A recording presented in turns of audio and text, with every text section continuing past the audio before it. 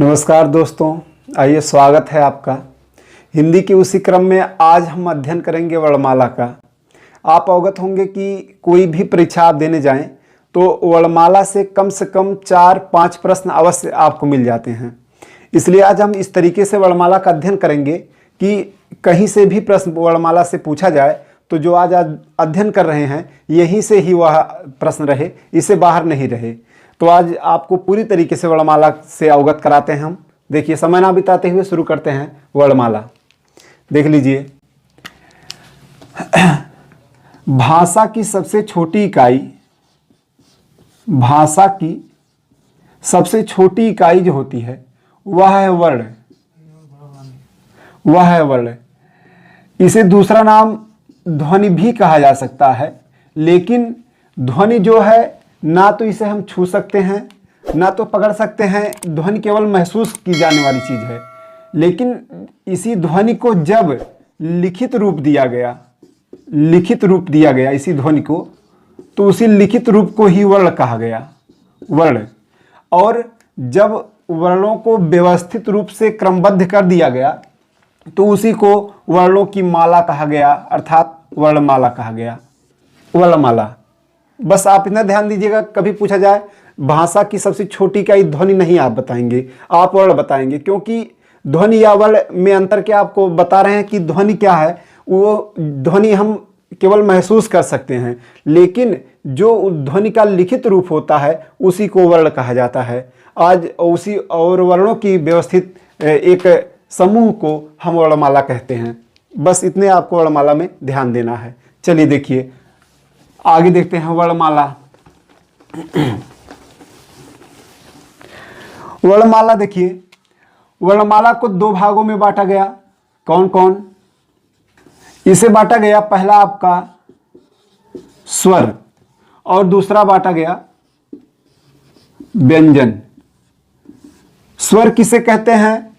स्वर वह होता है जिसे किसी अन्य की आवश्यकता है ही नहीं, पूरी तरीके से स्वतंत्र होता है, यानी जिसके उच्चारण में हमें किसी और वर्ण की सहायता ना लेनी पड़े, उसी को हम स्वर कहते हैं। स्वर इसे 3 भागों में बांटे, कई आधार पे बांटे गए हैं स्वर। देख लीजिए किस किस आधार पे। पहले स्वर कौन कौन है? देखिए, स्वर है आपका ह्रस्व आ, दीर्घ आ, ई,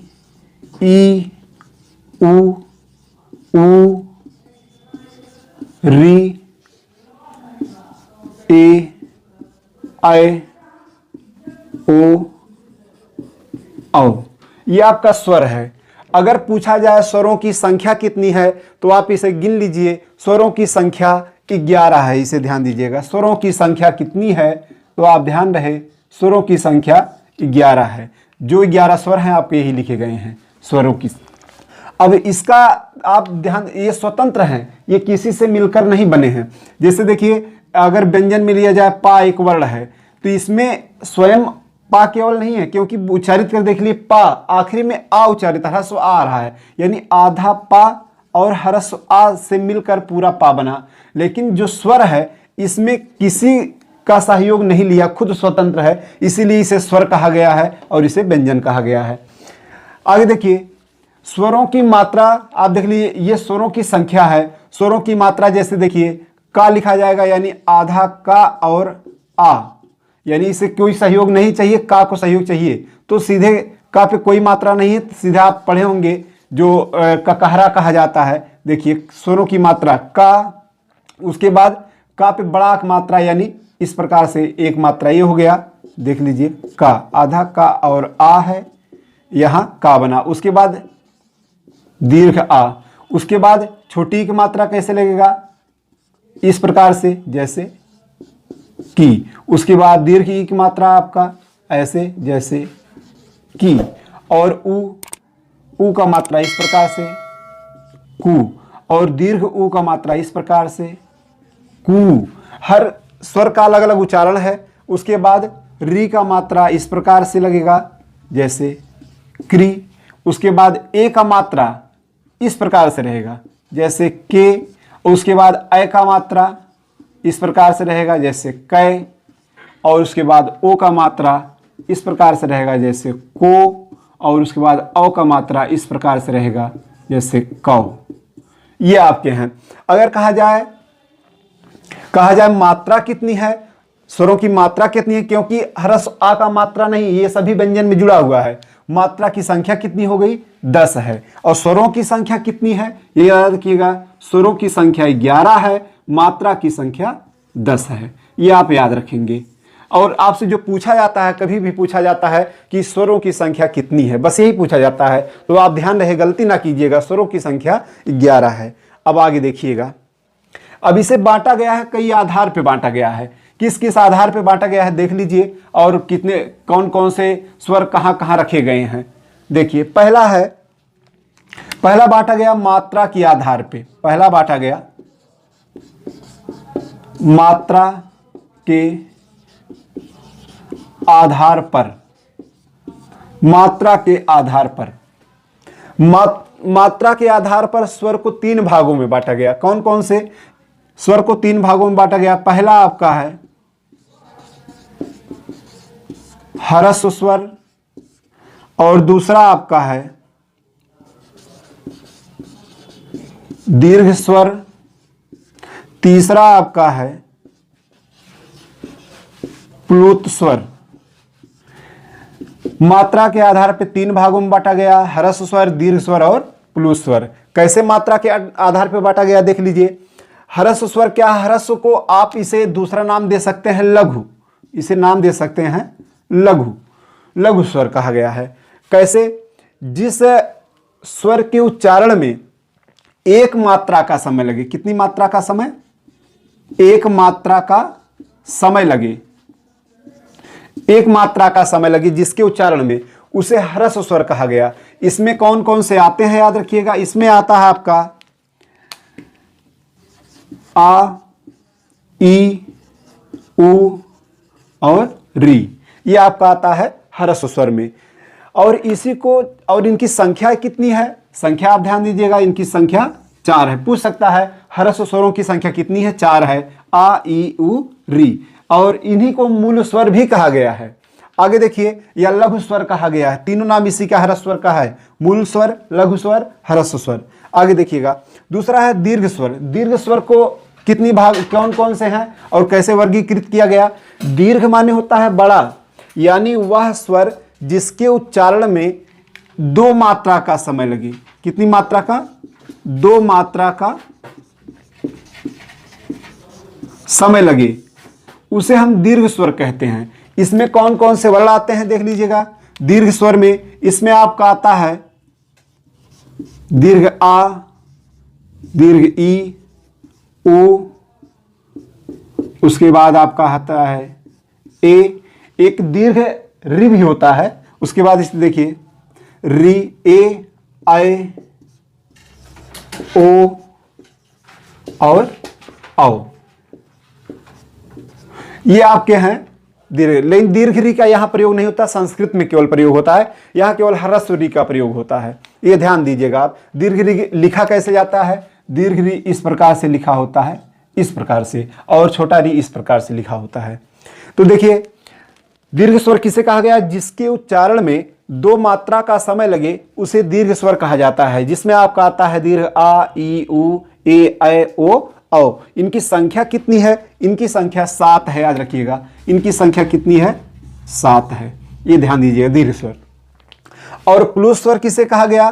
प्लुत स्वर उन स्वरों को कहते हैं जिसके उच्चारण में, जिन स्वरों के उच्चारण में 2 मात्रा से अधिक समय लग जाए, जिन स्वरों के उच्चारण में 2 मात्रा से अधिक समय लगे, उसे प्लुत स्वर कहते हैं।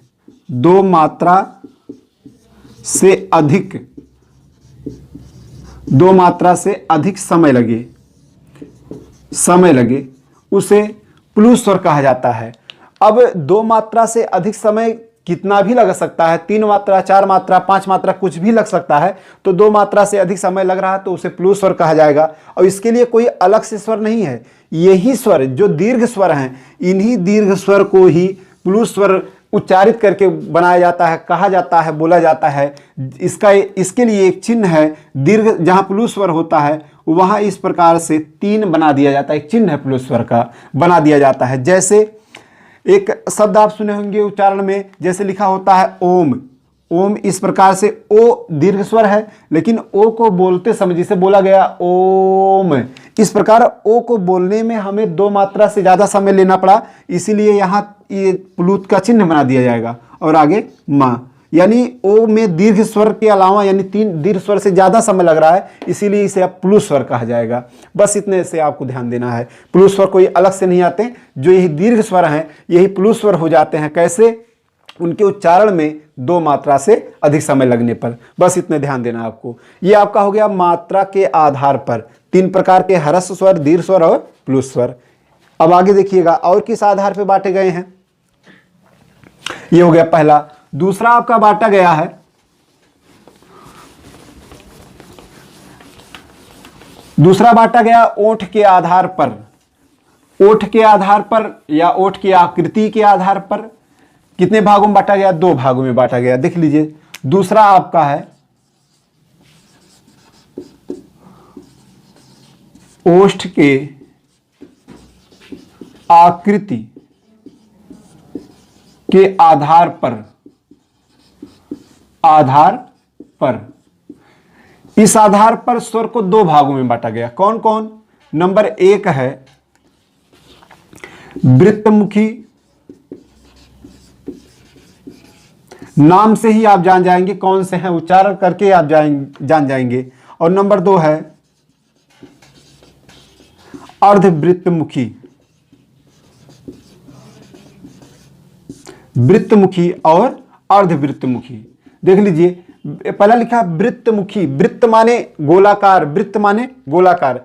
ऐसा स्वर जिसको बोलने में होठ की आकृति, ओष्ठ की आकृति कैसा हो? वृत्तमुखी हो, यानी गोलाकार हो जाए, उसे हम वृत्तमुखी स्वर कहते हैं। अब कौन कौन से होंगे आप बोल के देख लीजिए। आपके 11 स्वर हैं, इन्हीं में वृत्तमुखी कौन कौन है आप बोलेंगे जब वृत्तमुखी। एक ह्रस्व और दीर्घ ऊ है और एक ओ और औ है। इसी को बोल के देखेंगे ऊ, ऊ, ओ, औ। इन्हीं को बोलने पे कैसी होठ की आकृति हो रही है? वृत्तमुखी। तो इसे याद रखिएगा। वृत्तमुखी में कौन कौन से वर्ड आते हैं? आपका है ऊ, ऊ, ओ और औ। कितने हैं? 4 हैं। और बाकी जितने बचे, ये 4 आपके हो गए। बाकी बचे जो, वो आपके किस में आएंगे? बाकी बचा आपका अर्धवृत्तमुखी। जितने बचे हैं इसमें आएंगे। कौन कौन से? आपका आता है ह्रस्व आ, दीर्घ आ, अर्धवृत्तमुखी। नाम लिखा अर्ध, यानी इन्हें बोलते समय होठ की आकृति अर्धगोलाकार या गोलाकार नहीं होगा। बस इतने आप ध्यान दीजिएगा। ह्रस्व आ, दीर्घ आ, उसके बाद ई, दीर्घ ई और ए और ऐ। बस ये आपके हैं अर्धवृत्तमुखी। कोई दिक्कत नहीं होगी आपको। होष्ठ के आधार पर 2 प्रकार बांटा गया, वृत्तमुखी और अर्धवृत्तमुखी। वृत्तमुखी में केवल आपको ध्यान देना है दोनों ऊ और ओ, औ। ये 4 वर्ड आते हैं, तो आप बस इतने याद रखिएगा वृत्तमुखी में। बाकी जो बचे स्वर वो आपके किस में आएंगे? अर्धवृत्तमुखी में। आगे देखिएगा, इसमें केवल पूछा जाता है कौन सा वृत्तमुखी है, कौन सा अर्धवृत्तमुखी है। यही प्रश्न पूछा जाता है, इससे ज्यादा नहीं प्रश्न रहेगा। आगे देखिए, अगला है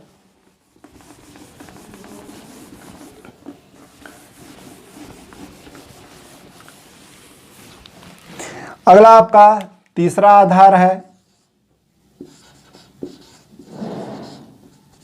जीभ के आधार पर।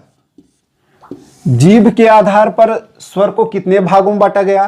3 भागों में। जैसे देख लीजिए, मान लीजिए इसी प्रकार से जिह्वा है, जिह्वा इसी प्रकार से है, इसे 3 भाग आप कर दीजिए। 3 भाग हो गया। अब इतने ध्यान दीजिएगा, 3 भाग हो गया।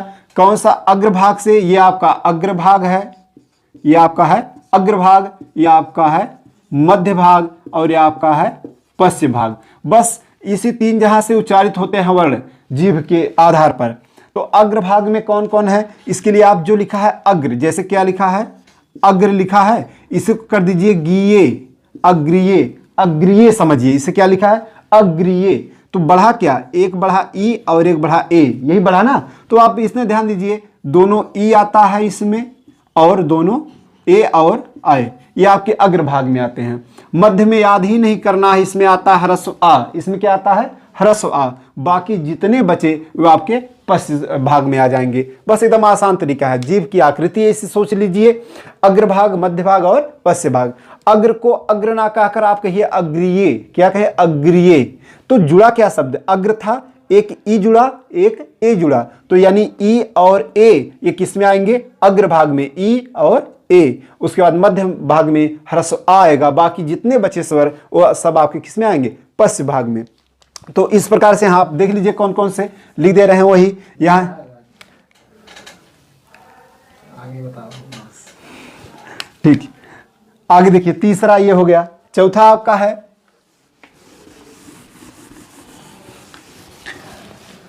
तीसरा हो गया। चौथा आपका, चौथा किस आधार पर बांटा गया? चौथा बांटा गया मुख खुलने के आधार पर।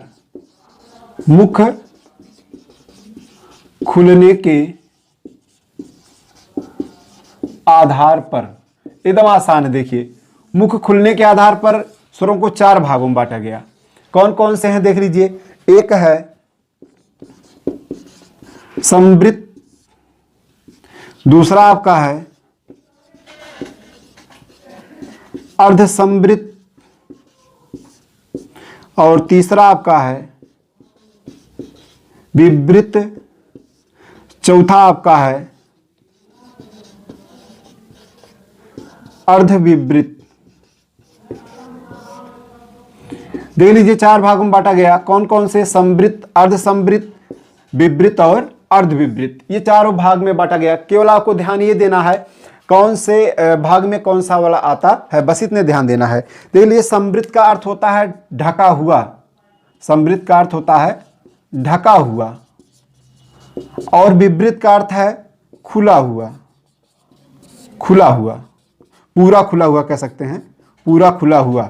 बस इतने ध्यान दें, दोनों ध्यान दीजिए। अर्ध आप जाने हैं आधा ढका हुआ, विवृत आधा खुला हुआ। बस यही है, संवृत, अर्धसंवृत, विवृत, अर्धविवृत। केवल आपको ध्यान ये देना कौन कौन से वाला किस में आते हैं, बस यही ध्यान देना। देख लीजिए, इसमें आपका आता है ई, दोनों ई और दोनों उ, ये आपके आते हैं संवृत स्वर। ई और उ संवृत स्वर है। उसके बाद इसमें आपका आता है अर्धसंवृत। अर्ध माने आधा, यानी औ का आधा कर दीजिए और अय का आधा कर दीजिए। तो अय का आधा क्या होगा? ए, औ का आधा क्या होगा? ओ। ये आपके दोनों हो गए अर्धसंवृत। विवृत में एकदम आसान है, केवल दीर्घ आ आता है। कौन आता है? दीर्घ आ। बाकी जितने स्वर बचे, जितने बहुत कम बचे, वो सभी किस में आएंगे? अर्धविवृत में आएंगे। बचा कौन है? बचा आपका 2 है। एक छोटा आ बचा है, और एक बचा है आय, और एक बचा है औ। ये आपके किस में आएंगे? अर्धविवृत में। बस इतने आपको ध्यान देना है। संवृत में ई और उ, ई माने दोनों ई, ह्रस्व और दीर्घ, उ माने ह्रस्व और दीर्घ उ। उसके बाद अर्धसंवृत। अर्ध माने ध्यान दीजिए औ का आधा ओ और अय का आधा ए, यानी अर्ध ए और ओ, ये अर्धसंवृत है। और दीर्घ आ विवृत है। बाकी जितने स्वर बचे 3, वो आपकी कौन है? अर्धविवृत है। बस ये 4 आधार पर बांटा गया स्वरों को, 4 आधार पर स्वर को बांटा गया। व्यंजन क्या होता है? यानी वह वर्ण जिनका उच्चारण स्वरों के सहयोग से हो, स्वरों की सहायता से बोले जाएं, उसे हम व्यंजन कहते हैं। इसकी संख्या आप ध्यान दीजिए। अब संख्या पूछा जाए, इसकी संख्या कितनी है? 33 है। ये ध्यान रहे आपको, व्यंजन की संख्या कितनी है? 33 है। अब इसे बांटा कैसे गया देख लीजिए। पहला इसे बांटा गया स्पर्श व्यंजन। 3 भाग है। अगर कहा जाए व्यंजन कितने भागों में बांटा गया? 3 भाग में। पहला आपका स्पर्श व्यंजन। स्पर्श व्यंजन, इसका दूसरा नाम है वर्गीय व्यंजन। वर्गीय व्यंजन, ये दूसरा नाम है इसका। दोनों में से कोई नाम मिले, स्पर्श व्यंजन या वर्गीय व्यंजन। क्यों वर्गीय कहा गया, ये भी देखिए क्यों स्पर्श कहा गया। स्पर्श व्यंजन इसे कहा गया क्योंकि इनके उच्चारण में हमारी जिह्वा मुख के कई भागों को स्पर्श करती है, इसलिए स्पर्श व्यंजन उच्चारित हुआ। दूसरा वर्गीय व्यंजन क्यों कहा गया? क्योंकि ये सभी वर्ग में है। जैसे आप देखिए, का वर्ग, का वर्ग, चा वर्ग, टा वर्ग, ता वर्ग, और आखिरी आपका पा वर्ग। वर्गीय में का वर्ग में कौन कौन से हैं? का वर्ग में आपका है का, खा, गा, घा और ङा। चा वर्ग में आपका आता है चा, छा, जा, झा और या। उसके बाद टा वर्ग में आपका आता है टा, ठा, डा, ढा, ड़ा। ता वर्ग में आपका आता है ता, था, दा, धा और ना। पा वर्ग में आपका आता है पा, फा, बा, भा और मा। ये आपके वर्गीय व्यंजन है। इनकी संख्या अगर पूछ ले तो याद रखिए वर्गीय व्यंजन या स्पर्श व्यंजन की संख्या कितनी है, तो याद रहे इनकी संख्या 25 है। इनकी संख्या कितनी है? 25 है। क्यों? देख लीजिए आप, एक वर्ग में कितने अक्षर है? 5 हैं। एक वर्ग में 5 अक्षर है और 5 वर्ग है 25। इसी वर्ग में होने की वजह से इसे वर्गीय कहा गया और इनके उच्चारण करते समय जिह्वा कई स्थान को स्पर्श करती है मुख के, इसलिए स्पर्श व्यंजन कहा गया। इसमें ध्यान दीजिएगा, जो ये चा, छा और जा, झा, ये जो वर्ण है चारों, इसे एक नाम और दिया गया, इसे स्पर्श संघर्षी भी कहा गया है। इसे स्पर्श संघर्षी वर्ण भी कहा गया है, स्पर्श संघर्षी कहा गया है। यह आपको ध्यान रहे, चा, छा, जा, झा, इसे स्पर्श संघर्षी कहा जाता है।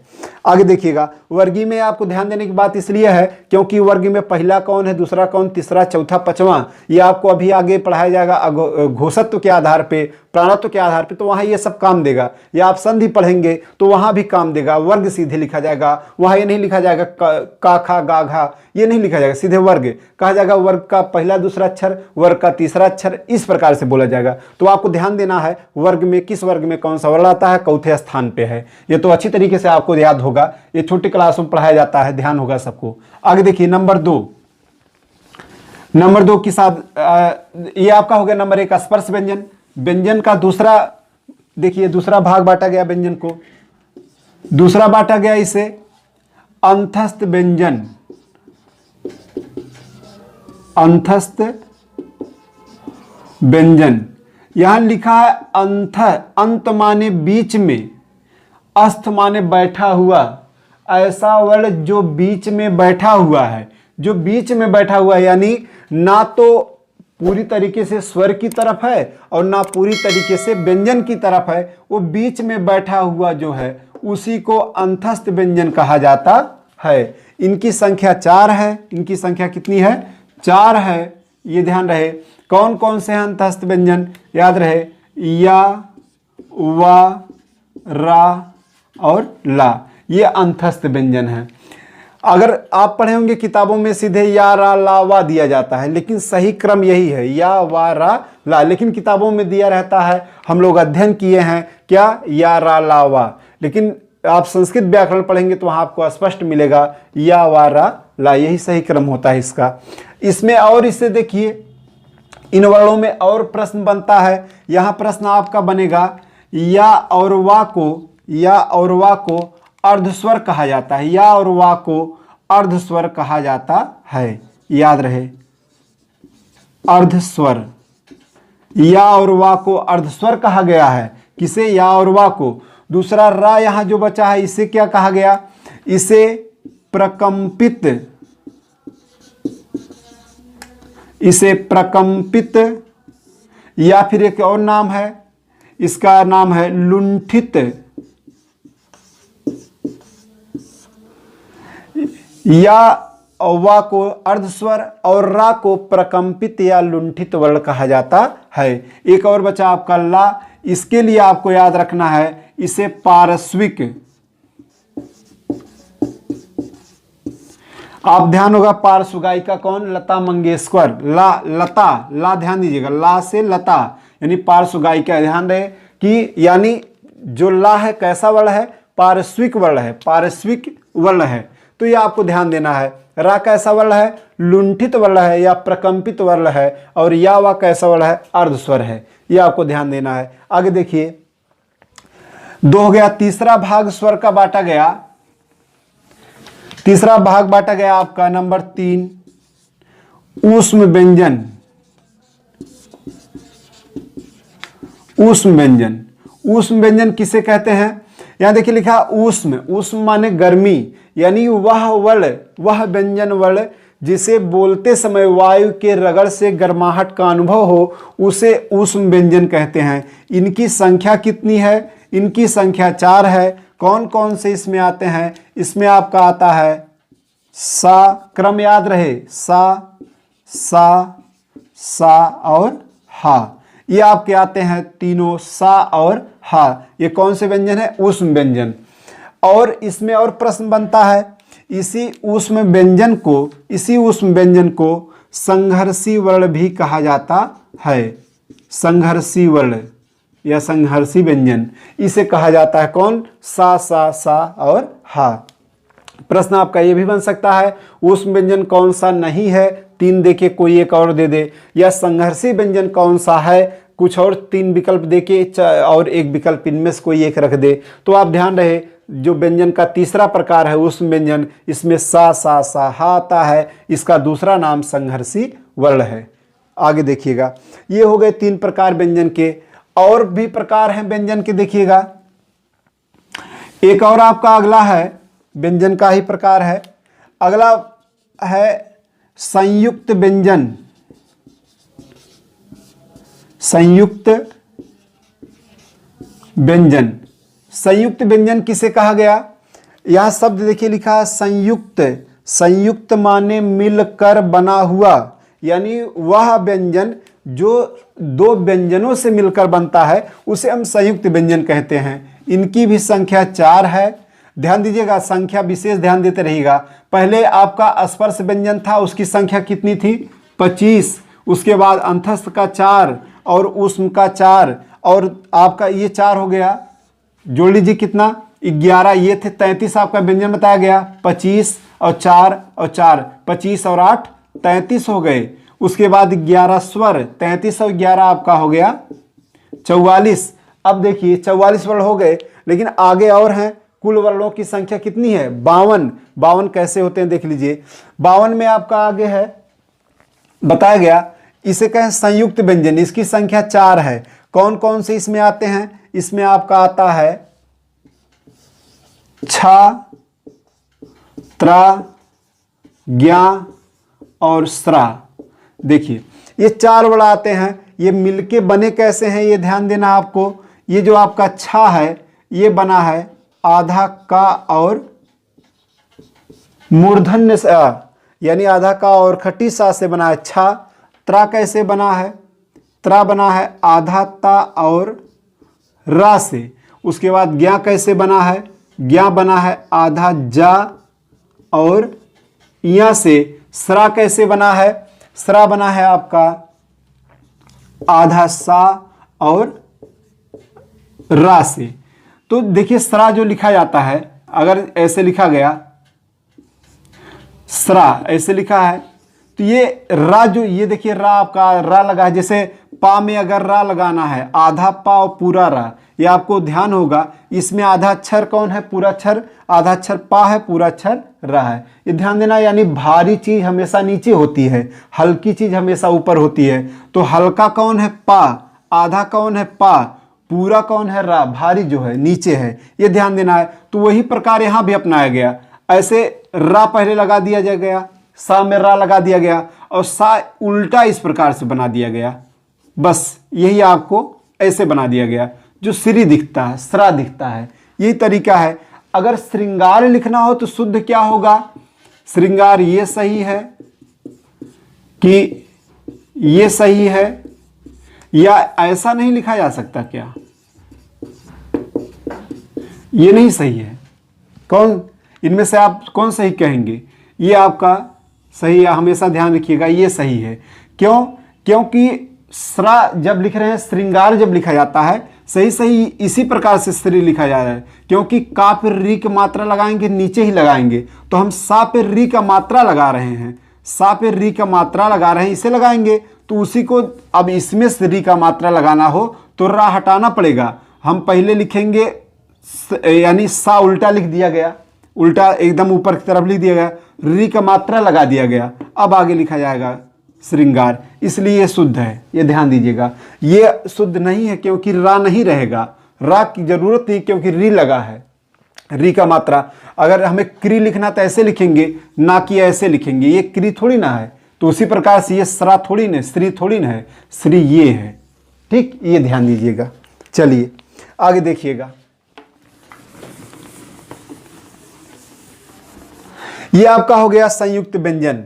तो अब अगर कुल वर्णों को जोड़ें कितना हुआ और कौन कौन से बचे हैं देख लीजिए।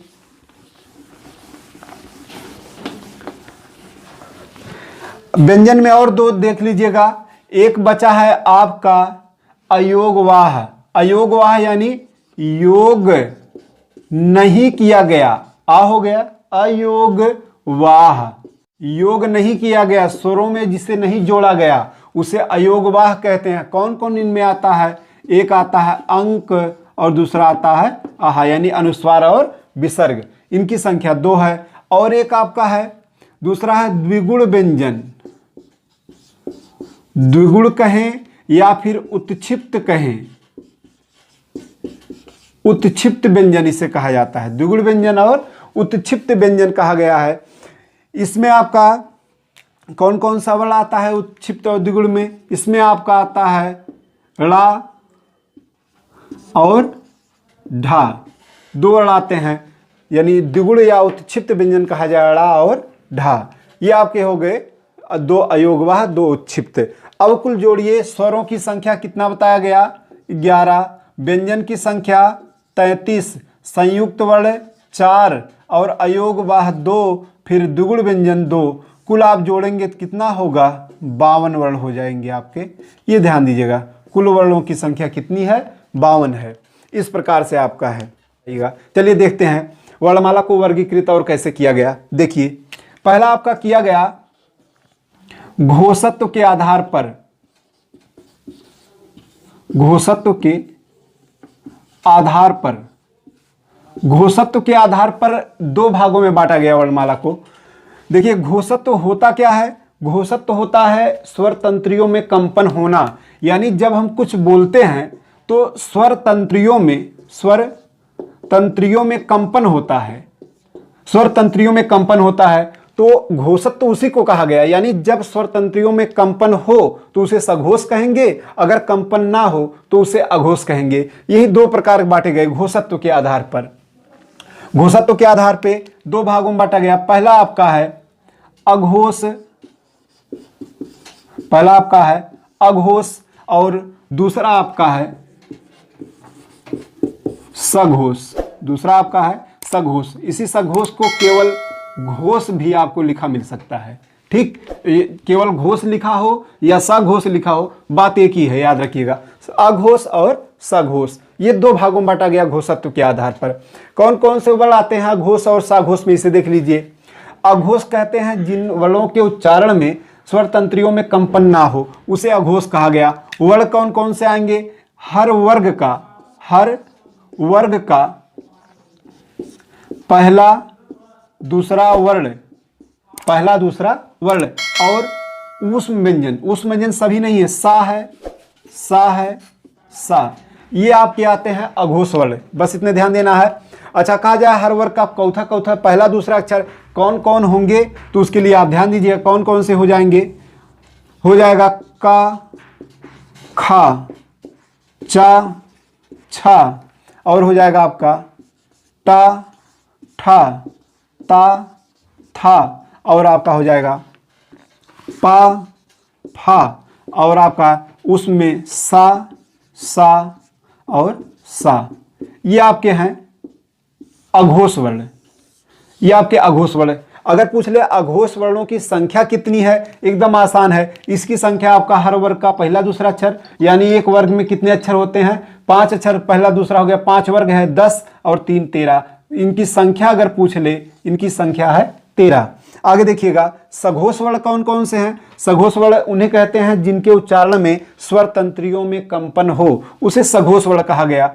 वर्ण कौन कौन से आएंगे, इसे देख लीजिए। सघोष वर्ण में आपका वर्ण आता है हर वर्ग का तीसरा चौथा पांचवां वर्ण, तीसरा चौथा पांचवां वर्ण। और अंतस्थ व्यंजन, अंतस्थ व्यंजन अंतस्थ व्यंजन। अंतस्थ व्यंजन यानी कौन? या, वा, रा और ला। और इसमें आपका आता है हा, जो यहां छूटा हुआ था हा। और अगर कहा जाए स्वर किस में आते हैं, तो याद रखिएगा सभी स्वर इसी में आते हैं। सभी स्वर, स्वर को अगर कहा जाए ये किस में आता है, घोष है सघोष, तो ध्यान दीजिएगा स्वर, सभी स्वर क्या है? सघोष है। सभी स्वर, सा से स्वर, सा से सघोष। याद रखिए स्वर कैसे हैं? सघोष हैं। तो इसके लिए याद करना आपको हर वर्ग का तीसरा, चौथा, पांचवा अक्षर और अंतस्थ यानी या, वा, रा, ला और हा और सभी स्वर, ये कैसे वाला है? सघोष वाला है। बस इतने आपको ध्यान देना है। याद करने के लिए आसान तरीका है, याद कर सकते हैं। हर वर्ग का पहला दूसरा अक्षर बताया गया और सा सा सा। इसके अलावा जितने बचे बस इतना याद कर लीजिए। छोटा जो है हर वर्ग का पहला दूसरा अक्षर, कुल 13 अक्षर है, याद कर लीजिए। और सा सा सा ये आपके अघोष हैं। इसके अलावा जितने बचते हैं सभी क्या हैं? सघोष हैं। बस एकदम आसान तरीका है। और देखिएगा प्राणत्व के आधार पर प्राणत्व के आधार पर इसे बांटा गया। दूसरा प्राणत्व के आधार पर, प्राणत्व के आधार पर इसे कितने भागों में बांटा गया? 2। प्राण माने होता है वायु। प्राण किसे कहा गया? वायु। प्राण का अर्थ है वायु, यानी किस वर्ण को बोलने में कितना वायु खर्च हो रहा है उस आधार पर बांटा गया। जिसे कहा गया, नाम क्या दिया गया? जिसमें पहला नाम दिया गया अल्प प्राण, यानी कम वायु खर्च हो जिसे। और दूसरा आपका बांटा गया महाप्राण। महाप्राण यानी जिसके बोलने में ज्यादा वायु खर्च हो। अल्प प्राण किन्हें कहा गया है? ध्यान दें, इसके लिए तरीका है। इसके लिए तरीका है, अल्प माने होता है कम, या अल्प लिखने में कितना अक्षर लगा? अल्प लिखने में आपका 3 वर्ण लगा। देखिए अ, ल, प लिखने में कितना अक्षर लगा? 3 अक्षर। तो 3 एक विषम संख्या। 3 कैसी संख्या है? विषम, यानी एक वर्ग में 5 अक्षर होते हैं। पहला, दूसरा, तीसरा, चौथा और पांचवा, ये 5 वर्ण होते हैं। तो 3 अल, आ, ल, प 3 वर्ण हैं, तो 3 एक विषम संख्या है। तो विषम संख्या 5 वर्ग का चुन लीजिए, पहला, तीसरा, पांचवा, ये अल्प में आएगा। ध्यान दीजिएगा अल्प लिखने में 3 अक्षर लगा और वर्ग के 3 अक्षर पहला, तीसरा, पांचवा जो विषम है वे किस में आएंगे? अल्प में। तो आप यही याद रखिएगा हर वर्ग का पहला, तीसरा, पांचवा वर्ण ये आपका क्या होगा? अल्प प्राण। और क्या इसमें आएगा? इसमें और आपका आएगा अंतस्थ व्यंजन। अंतस्थ व्यंजन कौन कौन? या, वा, रा और ला। और इसी में आपका आता है सभी स्वर। अगर कहा जाए स्वर किस में आएंगे? सभी स्वर इसी में आते हैं, सभी स्वर। बस इतने ध्यान देना है। अब देखिए महाप्राण, महा माने होता है ज्यादा वायु खर्च करने वाला, जिसे बोलने में महाप्राण यानी महा लिखने में, ध्यान दीजिए आसान तरीका, महा लिखने में क्या अक्षर लगा? 2, यानी इसे लिखने में 2 अक्षर लगा। 2 एक सम संख्या है, तो वर्ग का 2 अक्षर बचा कौन कौन? 1 2 बचा है, 1 4, सम संख्या, यही आपका महाप्राण हो जाएगा। तो यहां आप लिख सकते हैं हर वर्ग का दूसरा और चौथा वर्ण। और इसमें कौन आएंगे? ऊष्म व्यंजन।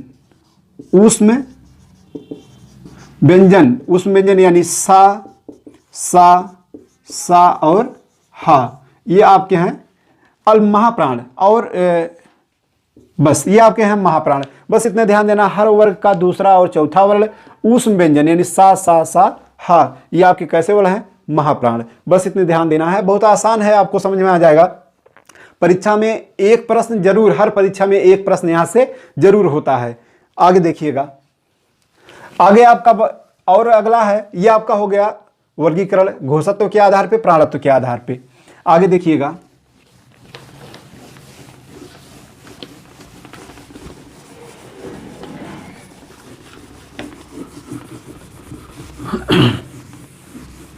आगे और प्रश्न आता है वर्णमाला से। 2 प्रश्न और बन सकते हैं, कौन कौन से देख लीजिएगा।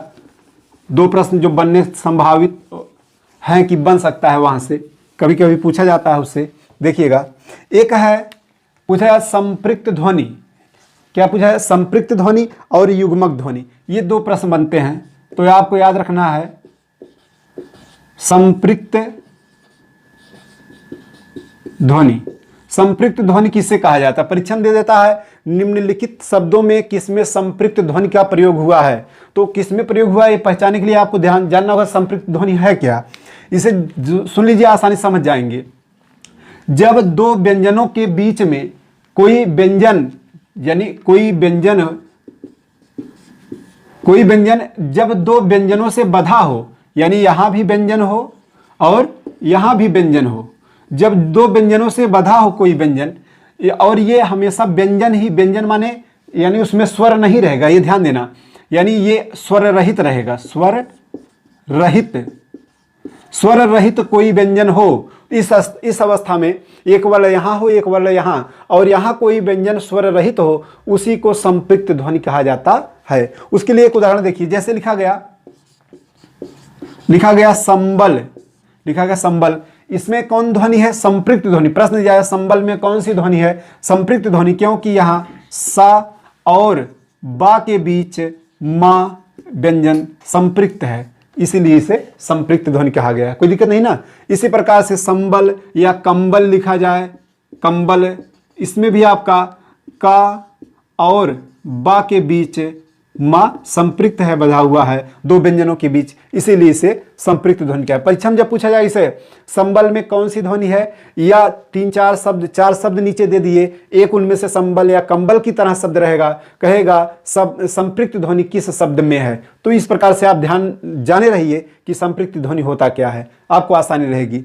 और आगे देखिएगा, एक प्रश्न और बन सकता है, क्या है आगे देखिए,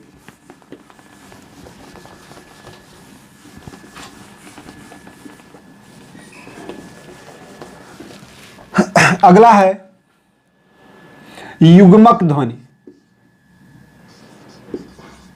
युग्मक या फिर इसे कहा जाता है द्वित्व ध्वनि, युग्मक या द्वित्व ध्वनि, ये ध्यान दीजिएगा, ये पूछा जाता है। युग्मक या द्वित्व ध्वनि किसे कहा गया है? जहां पर एकदम आसान तरीका समझिए, देखिए, एक व्यंजन, कोई व्यंजन, जहां पर कोई व्यंजन पहले अर्ध यानी आधे रूप में, पहले अर्ध रूप में, और पुनः पूर्ण रूप में, और पुनः वही वर्ण पूर्ण रूप में हो, तो उसे हम युग्मक या द्वित्व ध्वनि कहते हैं। इसे द्वित्व ही कहते हैं। जहां पर सीधे परिभाषा आप समझना चाहेंगे तो इससे लिखा जाता है कि जहां पर किसी वर्ण का द्वित्व हो जाए, तो ही आप समझिए द्वित्व क्या होता है, यानी कोई व्यंजन हो, पहले आधे अर्ध रूप में हो, पुनः वही जो व्यंजन था वही व्यंजन पुनः पूर्ण रूप में आ जाए, तो उसी को युग्मक कहा जाता है, युग्मक ध्वनि कहा जाएगा, उसी को द्वित्व कहा जाएगा। उदाहरण से आप समझ सकते हैं, जैसे लिखा गया दिल्ली, तो यहां देखिए ला पहले अर्ध रूप में है, पुनः ला पूर्ण रूप में है, तो यहां पर ला का द्वित्व हो गया। किसका द्वित्व हुआ है? ला का द्वित्व होने के कारण इसे हम युग्मक ध्वनि के अंतर्गत रखेंगे। और जैसे एक उदाहरण और लिखा गया,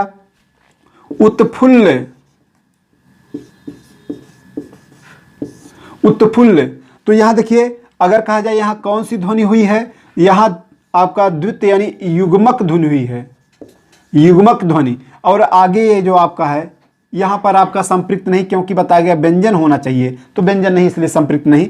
बस इतने ध्यान देना है आपको। यहां पर कौन ध्वनि है? उत्फुल्ल में युग्मक ध्वनि है। क्यों? क्योंकि एक ला अर्ध आया है और पुनः वही ला तुरंत बाद पूर्ण रूप में आ गया है, इसीलिए ये कौन सी ध्वनि हुई? युग्मक ध्वनि। ला का द्वित्व होने की वजह से ये युग्मक ध्वनि हो जाती है। बस आपका वर्णमाला से बस इतने ही प्रश्न हैं। कैसा लगा आपको वीडियो कमेंट में जरूर बताइएगा मित्रों। और अगर आपको पूरा वीडियो एक साथ चाहिए तो कमेंट में वो भी कहिए, आप जरूर बताइए, तो आपको एक साथ पूरा वीडियो मिलेगा। बस अब इसके अलावा आपको कोई प्रश्न तैयार वर्णमाला में नहीं करना है, इतना ध्यान से देख लीजिए। इसी में से आपका कोई वर्णमाला से प्रश्न रहेगा, जहां भी रहेगा। नमस्कार दोस्तों।